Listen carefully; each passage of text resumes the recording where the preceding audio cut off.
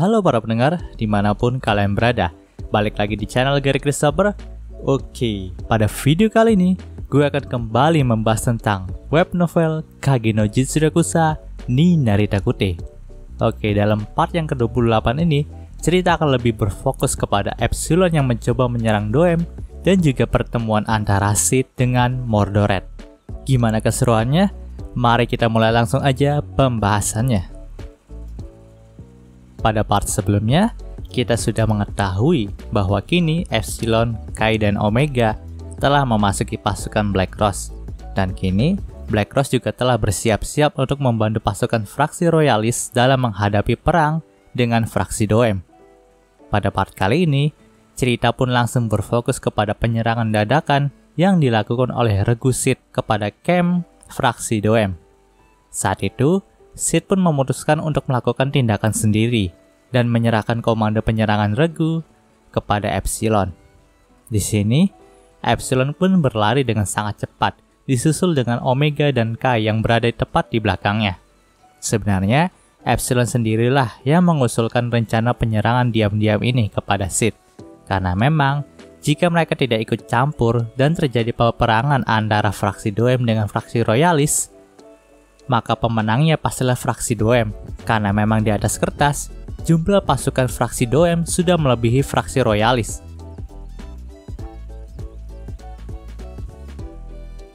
Dan tentu saja, pengalaman bertarung dari pasukan Doem pasti lebih baik daripada pasukan Royalis. Ya, karena kita tahu sendiri, fraksi Doem itu pasukannya itu pasukan sungguhan yang memang telah mendapatkan pendidikan militer. Sedangkan pasukan Royalis hanyalah orang-orang biasa yang ingin membela negaranya saja. Ya, kita tahu sendirilah pasukan Black Rose aja direkrut dalam satu hari dan mereka tuh merekrutnya asal-asalan. Ya, bagaimana coba kalau misalkan gak ada kemampuan dari Sid? Pasti mereka udah kalah duluan.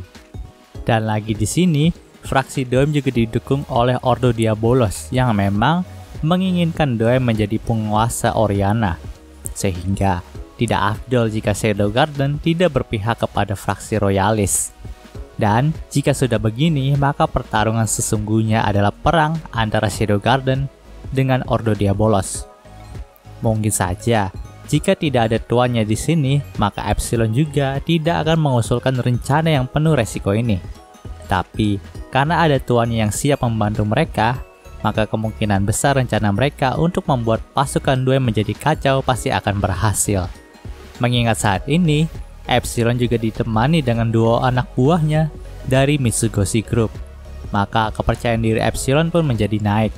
Di sini Epsilon pun berkata kepada Kai dan Omega bahwa saat ini misi mereka adalah memenggal komandan dari pasukan musuh dan membuat kekacauan di antara pasukan musuh. Dan karena tuan mereka ikut dalam misi kali ini juga, jadi kegagalan bukanlah suatu pilihan. Mendengar hal itu, Kai dan Omega pun mengangguk dalam diam. Lalu Epsilon pun berkata lagi bahwa saat itu Sid sangat memuji Epsilon dan berkata bahwa kelinci buruan Epsilon itu sangatlah lezat. Mendengar perkataan Epsilon yang sangat acak itu membuat Kai dan Omega sedikit bingung.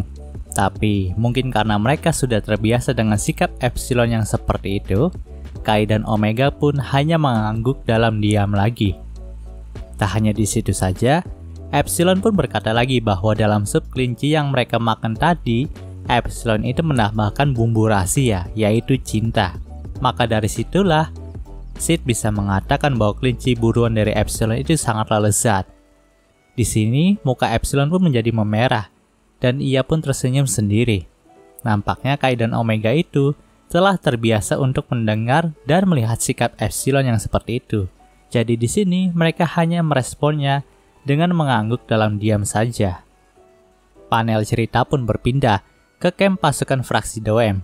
Saat itu, ada salah satu penjaga yang berdiri untuk menjaga tenda para komandan mereka.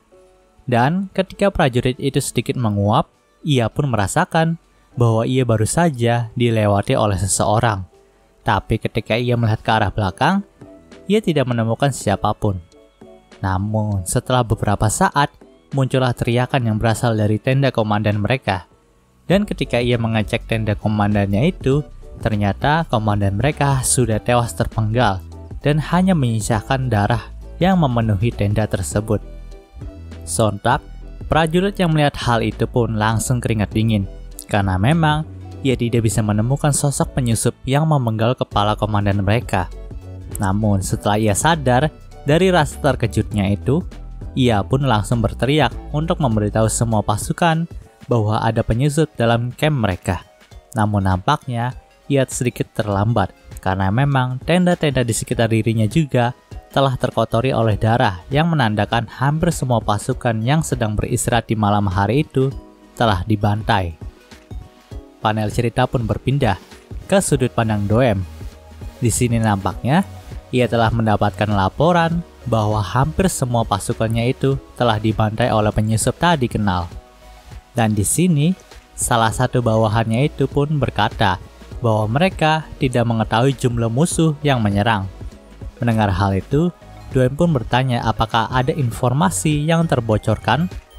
Lalu prajurit itu pun menjawab bahwa informasi tentang mereka tidak mungkin terbocorkan, dan mungkin saja serangan ini hanyalah serangan yang dianggap sebagai kebetulan.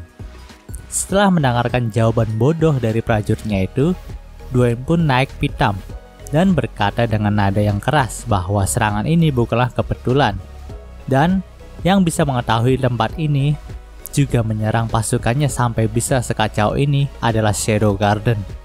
Di sini, Doem pun sudah menyadari kalau Shadow Garden itu pasti sedang membantu fraksi royalis secara diam-diam, karena memang di pihak Doem sendiri sudah ada Ordo Diabolos. Jadi bukan suatu hal yang kebetulan ketika mereka mendapatkan serangan kejutan dari Shadow Garden. Lalu Doem pun menunjuk peti mati yang ada di dekatnya. Peti mati itu adalah peti mati yang cukup mewah dan terdapat sebuah lubang kunci di atasnya.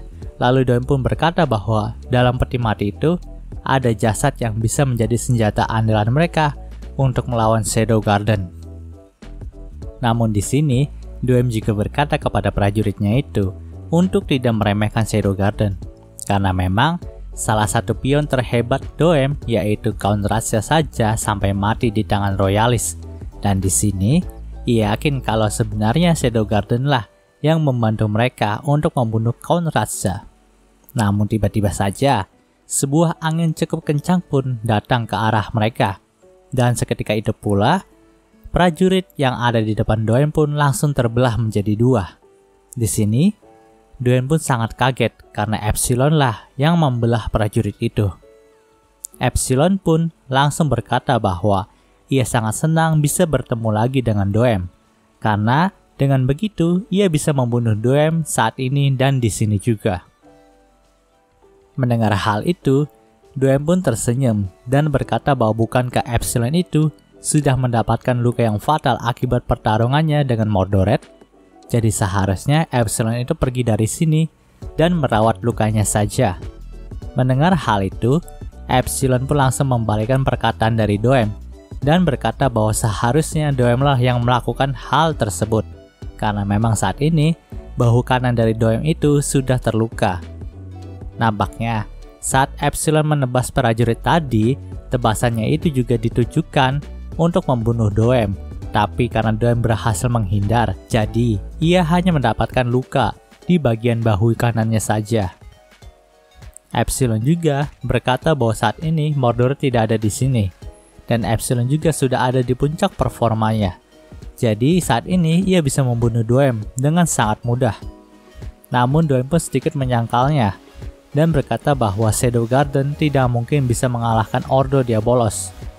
Namun Epsilon pun berkata lagi bahwa sebenarnya Shadow Garden itu sudah mengetahui sejak lama tentang rencana yang dibuat oleh Ordo Diabolos. Di sini, Epsilon pun berkata bahwa Shadow Garden itu sudah tahu kalau tujuan sebenarnya dari Ordo Diabolos itu ingin membuat seorang pahlawan baru yang kekuatannya itu bisa menyamai kekuatan dari Iblis Diabolos dan Freya. Di sini, Epsilon juga berkata lagi bahwa untuk melakukan hal itu, Ordo Diabolos itu melakukan eksperimen kejam kepada beberapa manusia. Tapi akhirnya, mereka menemukan 3 kandidat yang cocok untuk membuat pahlawan baru itu. Dan ketiga kandidat itu adalah Rose Oriana, Alexia Midgar, dan Claire Kageno. Setelah mendengarkan hal itu, mulut Doem pun tidak bisa berkata-kata lagi. Tapi ia pun kembali tersenyum dan berkata bahwa memang semua perkataan dari Epsilon itu benar. Tapi informasi itu tidaklah cukup untuk menjatuhkan Ordo Diabolos. Karena memang kini mereka sudah menemukan kandidat keempat. Memang kandidat kali ini nyaris tidak memenuhi syarat untuk dijadikan pahlawan yang baru. Tapi ia cukup kuat untuk bisa melawan anggota dari Shadow Garden. Lalu, Doem pun menyuntikkan cairan merah ke arah lubang peti mati yang berada di dekatnya. Kemudian ia pun berkata, "Sekarang bangkitlah Emilia, kau harus membalaskan dendam ayahmu." Dalam sekejap, peti itu pun langsung hancur. Panel cerita pun berpindah ke monolog Epsilon. Di sini, Epsilon pun mengetahui seorang gadis yang bernama Emilia itu. Ini mungkin adalah cerita yang lama, sebelum Sid masuk ke dalam Akademi Berpedang Midgar. Dan waktu itu, Shadow Garden juga masih sebuah organisasi yang kecil dan hanya beranggotakan Sid dan Seven Shadow saja. Saat itu, Claire sedang diculik oleh Ordo Diabolos yang dipimpin oleh jenderal yang bernama Olba. Alhasil, Seven Shadow pun menyerbu tempat dari Jenderal Olba tersebut untuk menyelamatkan Claire dan membunuh Olba di sana. Tapi, Olba memiliki seorang putri yang bernama Emilia, dan namanya itu terukir jelas di pedang yang digunakan Olba pada saat melawan Shadow Garden. Setelah beberapa penyelidikan, ternyata putri Olba itu dijadikan sandera oleh Ordo Diabolos dan dijadikan eksperimen yang tidak manusiawi untuk membuat sebuah obat yang bisa memperkuat kekuatan manusia. Di sini, Seven Shadow juga menemukan Emilia yang telah menjadi monster setelah beberapa eksperimen kejam yang diberikan kepada dirinya. Dan pada waktu itu, Alpha juga sempat ingin menolong Emilia untuk merubah wujudnya menjadi manusia lagi. Tapi, karena keterbatasan kekuatan dan pengetahuan yang dimiliki oleh Alpha, ia pun tidak bisa menolongnya dan lebih memilih untuk membebaskan jiwanya dengan cara dibunuh. Di sini memang Alpha sepertinya terlihat kejam, tapi jika Alpha tetap membiarkan Emilia dalam wujud monster itu dan tidak membunuhnya, maka hal itu akan membuat Emilia lebih tersiksa lagi. Setelah kejadian itu, Alpha pun menceritakan kepada Seven Shadow tentang kejadian tersebut, sehingga Epsilon pun bisa mengetahui peristiwa itu dengan jelas. Tapi tampaknya, sisa tubuh dari Emilia itu berhasil didapatkan oleh Ordo Diabolos lagi, dan dijadikan eksperimen tambahan untuk membangkitkan pahlawan manusia yang baru. Panel cerita pun kembali ke dalam pertempuran antara Doem dan Epsilon lagi. Di sini, Epsilon sangat terkejut dan tidak mempercayai tentang apa yang terjadi di hadapannya itu. Epsilon pun berkata bahwa Doem adalah bajingan yang tidak berperasaan. Menanggapi hal itu, Doem pun menyeringai di hadapan Epsilon yang menatapnya dengan nafsu membunuh. Lalu Doem pun berkata bahwa pastinya Epsilon itu melakukan berbagai cara untuk membunuhnya. Tapi hal itu hanyalah sia-sia saja, karena sekarang Epsilon tidak mungkin bisa membunuhnya lagi. Yaps, di sini ada sesosok gadis cantik dengan penampilan polos dan rambut abu-abu berdiri di depan Doem. Dan setelah melihatnya, hanya sekilas saja, Epsilon pun tahu bahwa itu adalah putri dari Jenderal Olba yang pernah ia lawan dulu. Di sini, Doem pun menggunakan Emilia sebagai perisai hidup dan membuat Epsilon tidak bisa menyerangnya. Tapi bukan hanya itu, di sini Epsilon juga bisa merasakan aura yang sama seperti pahlawan manusia, yaitu Freya dalam diri Emilia. Bahkan, saking kuatnya aura itu, sampai-sampai membuat Epsilon sedikit berkeringat dan memundurkan jaraknya dari Emilia. Suara-suara juga sudah terdengar jelas di depan tenda yang menandakan bahwa Kai dan Omega sudah kewalahan untuk menghadapi jumlah pasukan musuh yang semakin bertambah. Dan kini keadaan pun menjadi berbalik dan tidak menguntungkan bagi pihak Epsilon. Di sini, Epsilon pun merasa bahwa sudah saatnya mereka untuk mundur. Walaupun mereka gagal untuk membunuh Doem, tapi setidaknya mereka bisa mengurangi kekuatan tempur dari fraksi Doem dan mengetahui senjata juga rencana yang direncanakan oleh fraksi Doem. Namun di sini, emosi Epsilon pun meluap lagi ketika melihat gadis yang ada di depannya itu ingin menghadapinya dengan muka yang polos layaknya mayat hidup yang dipergunakan tanpa rasa kemanusiaan. Epsilon pun sangat tidak terima dengan hal itu. Ya, walaupun di sini Epsilon tahu bahwa menyerang dengan mengandalkan emosi saja hanyalah tindakan bodoh. Tapi, ia tidak bisa membiarkan Emilia diperlakukan seperti itu. Lalu dengan cepat, Epsilon pun memfokuskan mana pada pedangnya dan mengangkat pedangnya secara horizontal. Lalu terbentuklah sebuah lapisan sihir yang menyerupai pisau tajam yang siap untuk menebas Doem. Melihat keadaan itu, Doem pun menjadi panik dan memerintahkan Emilia untuk melindungi dirinya.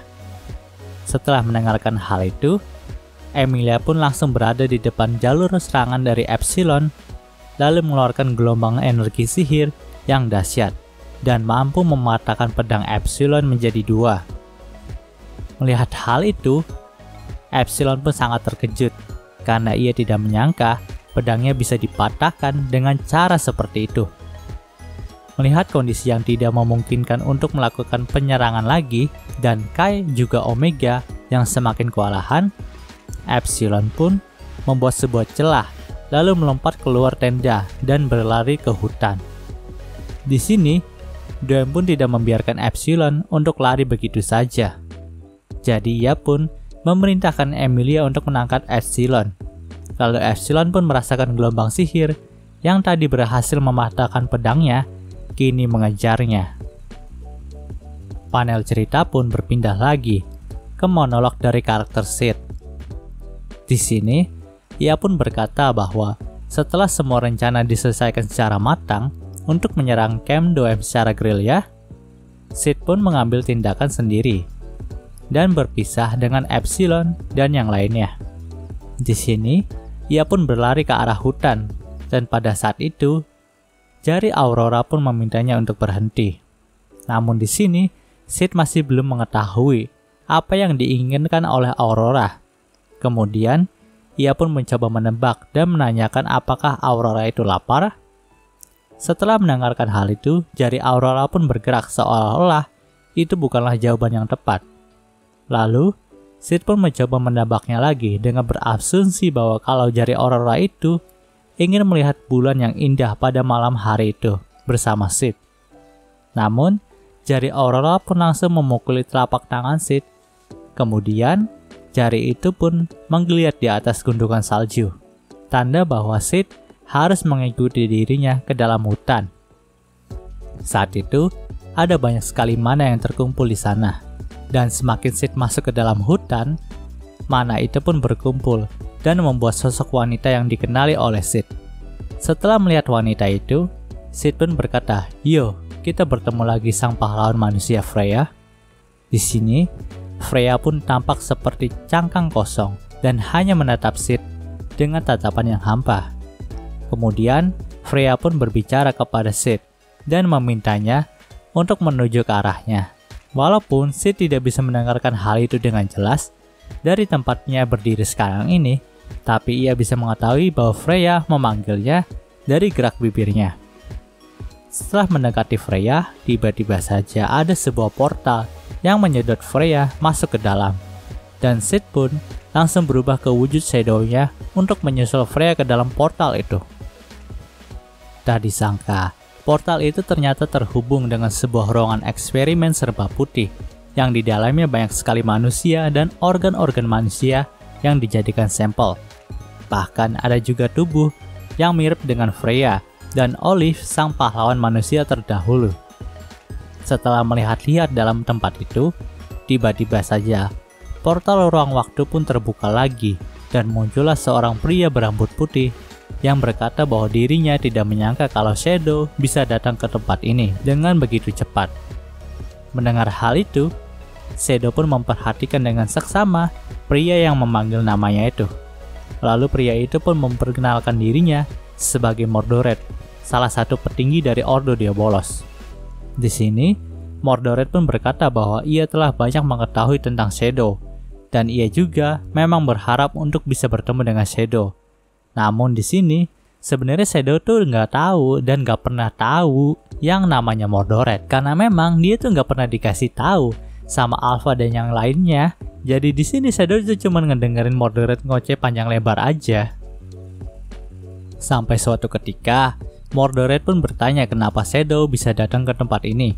Mendengar hal itu, Shadow pun sempat bingung untuk menjawabnya. Tapi karena ada Freya dan Aurora yang sedang bersamanya, jadi Shadow pikir tuh dia harus memberikan jawaban yang terkesan keren. Jadi, Shadow pun menjawab bahwa ia bisa kesini karena masa lalumu menuntunku. Mendengar hal itu, Mordored pun berkata, "Oh iya, masa laluku ya." Kemudian Mordored pun sedikit menatap ke arah Freya dan berkata lagi bahwa memang benar wanita itu adalah masa laluku. Tapi tampaknya memang benar Mordored dan Freya itu udah saling kenal. Tapi entah apa yang terjadi di masa lalu mereka itu sehingga nasib mereka berbeda. Dan belum jelas juga diceritakan dalam lore ceritanya ya. Oke, lanjut. Di sini Mordored dan Shadow pun saling beradu komentar. Dan tentu saja di sini Shadow juga menjawab setiap perkataan dari Mordored itu dengan perkataan yang ngasal. Tapi anehnya semua perkataan Shadow itu ditanggapi serius loh sama Mordored. Sampai di suatu titik, Mordored pun berniat untuk pergi dari ruangan itu dengan sihir distorsi ruang waktunya, karena memang ia menganggap pertarungan antara dirinya dan Shadow itu masih terlalu dini untuk dilakukan di tempat ini. Tapi dengan cepat, Shadow pun mengeluarkan sihir atomiknya yang membuat sebuah ledakan sihir ungu yang mampu menghancurkan lab penelitian ini dengan sekali serangan saja. Dan sebelum sihir itu berhasil meledak, Shadow pun mengeluarkan sihir teleportnya agar terhindar dari efekan ledakan sihirnya sendiri. Mordored pun terkena dampak dari ledakan sihir itu. Dan ia juga melihat semua fasilitas yang ada di sana sudah hancur berantakan. Dan pada saat ia ingin mengeluarkan sihir distorsi ruang waktunya, ia pun tersadar bahwa lengannya sudah hampir putus karena ledakan sihir yang dikeluarkan oleh Shadow tadi. Lalu, ia pun keringat dingin, karena ia mengetahui kekuatan dari Shadow melebihi kekuatan sihirnya. Dan cerita di part ini pun berakhir. Oke, mungkin segitu dulu pembahasan web novel Kage no Jitsurakusa ni Narita Kukutenya pada part kali ini. Jika kalian suka video ini, jangan lupa untuk like, komen, dan juga subscribe ya, dan juga share agar gue lebih semangat lagi dalam membuat video dalam channel ini. Terima kasih telah mendengarkan sampai titik ini. Gue Gary Christopher, signing off.